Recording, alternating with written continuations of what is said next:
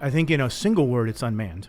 But there's parallels. There's two tracks here, because obviously the global war on terror, for lack of another term, is a generational fight. We're not going to have an international kumbaya and violent extremist organizations are going to fold up and go away. And so that is a concern that we're going to have a fight we're going to have for a long period of time.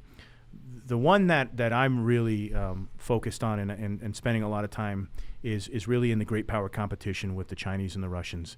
And what does that look like?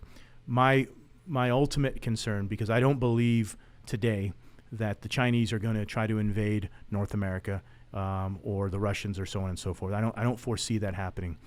But as we have treaties and alliances with other partners, we saw several years ago, I believe it was in 2017, when the North Koreans were launching rockets. One of them they launched over Japan. What would happen if that rocket accidentally landed in Japan? By treaty, we're there to defend the Japanese. What does that mean? Does that mean we're suddenly, as a nation, drawn into a conflict there with the North Koreans? And by the same manner as you see China continuing to kind of flex their muscles against Taiwan, if they were to act against Taiwan, we have obligations with Taiwan as well.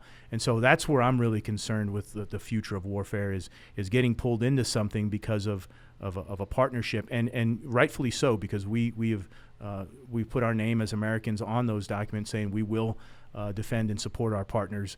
But I would hope that we can settle things diplomatically. But the future of war. Hypersonic weapons. We're seeing them today. We're understanding that these things can exceed Mach 5 and greater. Stealth we've had that for quite some time. It will continue to get better and better. Machine learning, artificial intelligence, which is going to be able to provide that early warning, but potentially making decisions to attack certain targets and that sort of thing. And so all of the things we talked about today, CRISPR and genetic manipulation and modifications of humans, could be on the future of war. I hope the future of war is well into the next couple of centuries, and we can really figure out how to live amongst ourselves diplomatically and have these relations and trade and that sort of thing, and so my daughters can grow up in a peaceful environment.